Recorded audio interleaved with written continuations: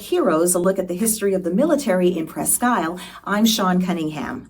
Presque Isle played a role in several key conflicts, including World War II. Let's learn why and how geography played an important role in literally putting Presque Isle on the map for military defense and sealed its place in military history.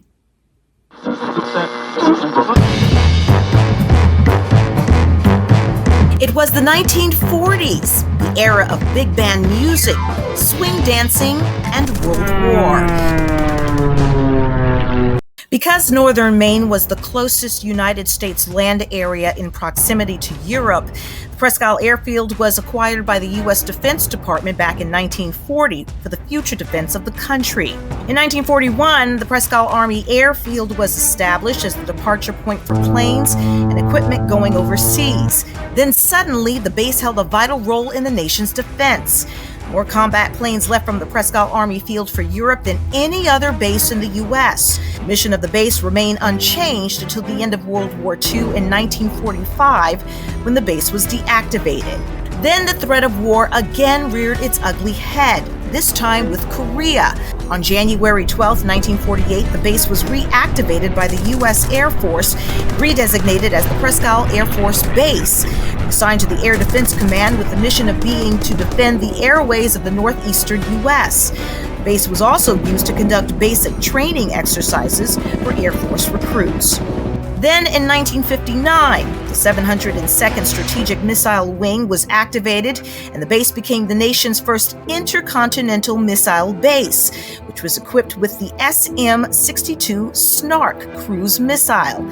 Following the construction of specialized buildings to house the large missiles and equipment, the Snark officially went on alert in March 1960.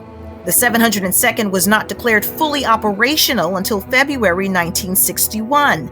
But that March, President John F. Kennedy declared the Snark obsolete and of marginal military value. On June 25, 1961, the 702nd was deactivated and all military activities ceased at the Presque Isle Air Force Base. But it doesn't change the fact that Presque Isle held a significant role in defense history. And now, Craig Green takes us on a tour of several sites throughout the community that have significant military history.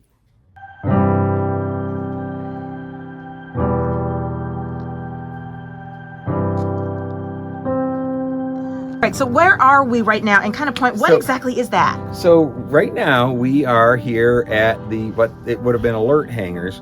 So the F-89 jet plane, which is one of the first jet fighters the United States had, was stationed here to protect the airspace. This one is a little graphic, and it says the Tequila Kid, January 27th, 1957.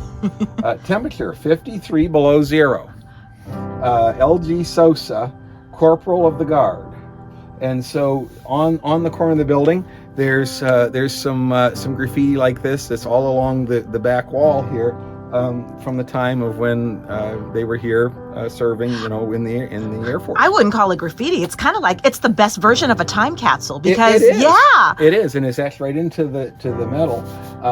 Some of them aren't as nice because again they're a group of men that are stationed, without their wives. But again, it is historic, yeah. And I think in and of that, it's just kind of something that shows some of the aspects of life that we wouldn't know otherwise. No, but it's also a connection because you might find something like that here today. Young people writing something to kind of let us know that they are here. Right. There's that connection there. Absolutely. How amazing that that's still been preserved all this time. Well, yeah, you think about it now, going back, 60 something years, and it's just, I think it's really amazing. And I think that's kind of the story of Presque Isle is that, we have very modern, brand new buildings here on the airport, and we have some of these original World War II, and then Cold War, which was Cold War, that were here, and served, and they continue to serve today in a aviation role for private aviation. So where are we now?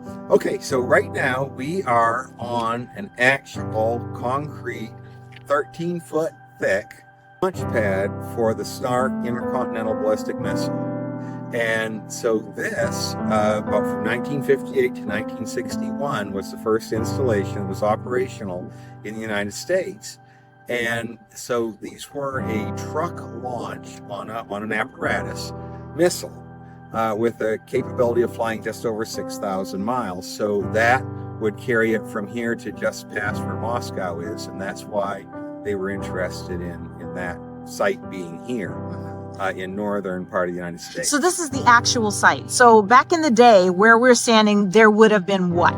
So this would have looked exactly as it does today, pretty much, except for a little newer concrete look to it. And then in all these buildings behind me, you would have the actual Snark missiles on truck-based launchers. And then they would drive them out, stand them up, and then they would take off from here. None were ever, of course, launched from here. They were tested over the Gulf of Mexico and over the Atlantic Ocean off of Florida. Right. And that being because, they could just launch them out into the ocean. They weren't particularly, with their guidance systems that were very new and were learning about that type of thing at the time, they weren't super reliable. So that's why they're very short operational life of 3 years. How big were they, for those that may not? So they a little over 60 feet long, about 40 some feet wide on the wings. So they're quite a large missile, honestly. But they had rockets on them, of course. They were not, like I say, used more than 3 years, but their guidance system ended up going on to be part of some of the rockets that were used in the moon missions. So they did have an ability to again, increase technology over their time. And really, not until President Reagan, stood over at the Berlin Wall and said, President Gorbachev, tear down this wall, that all of a sudden those tensions and some of the détente of coming together with Russia to have de-armament and less nuclear weapons occurred during, again, my lifetime. And I think at those moments growing up, I think we were concerned because of Loring being nearby. And that's the only thing I can really internalize myself of what people that lived in Presque Isle 10 years before I was born and 30 years before I was born, when the war was going on, that they must have felt because the planes were flying over their homes and waves of bombers would come and then take off and head for Europe. Then we ventured to some of the hangars or bunkers that housed the missiles. So all of these hangars are part of that original alert hangar complex. It's at the end of the runway, and they're designed so the jets could just simply roll out, go down there and get right on the end of the runway and take off, because again, they were in a mission to protect the airspace. And today, like Flying Club is here. So, if someone has interest in aviation, you can join the local Flying Club. And we encourage kids all the time to come up and be part of their events every summer, to fly in a plane with them. And they have their meetings regularly. And so there's that. There's also people that store their private planes here. And then there's also a local spray plane business that's here. Some people may not even realize. I didn't even know we had a flying club. What exactly is that? And So it's a group of local pilots. And so they work with each other on training, interests of just aviation, and then they also have a plane here that can be rented.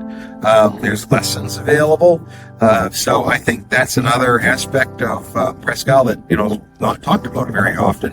But every summer, usually in the early part of the year, in the May to June timeframe, they have a big event, and they advertise it all over town. You'll see the banners, and if you're a youth, they're usually less than age 18. You can come up and fly in the plane with them, and they put that on for the public. So I'd encourage people, if they want to know more about it, contact us. That's probably where the next generation of aviators is coming from, right? Very well, could be. Okay, Craig, so where are we now? So we're on the road that goes from the missile bunkers down at Hanson Brook Lake back towards the airport itself. And so behind me are actually the alert hangars for the F-89. And then off to the side beyond that is what you see is the Snark missile hangars. And I guess what I really want to make note of is the fact that this area, and when we look over here, is a potato field, and they farmed literally within a few hundred feet of where the nuclear missiles were stored and launched should need be. So this is really a good example of how integrated into the community things were at that time, and without the realization that they were here, because again, the public that owned this land and farmed here were able to come this close, but most of the public weren't, because again, this was on the base at that time. What about to the left of you? Yes, and to the left of me is actually the airport runway, and runway 19, which is our north and south runway, is actually longer than the runway at LaGuardia Airport in New York City. From there, we venture to the landing at Hansen Lake. We're now at what most people would know is the landing at Hansen Lake, and this was the nuclear weapons storage area when the Snark missile was active here in Presque Isle from 58 to 61. So right behind me is the boat landing, but if I go back in time to 1958, you would have seen a bunker. And if anyone's been to the weapons storage area over at Loring, that's now open to the public as part of the Wildlife Refuge Heritage Area, you would see a very, very similar type of bunker. And there were actually three here. There was one about where in the lake, one right behind us, and one just over to my right. So that was what was here during that period of time. So what happened? How did it, where the site is, how did it come to be where it is and how it is right now? Well, they used this area because, again, it's downhill from the airport. It would be more out of sight. As you can see, it's kind of surrounded by trees. At the time, there was no lake here. This was just a brook. So it was just kind of one of those out of sight, out of mind spots that's on the backside of the airport. Our thanks to Craig Green for giving us a tour and all his insightful knowledge and history about this community. On our next installment, we talk to some local heroes about what it's like to be a veteran here in Northern Maine. For Honoring Our Heroes, I'm Sean Cunningham. Thank you for watching.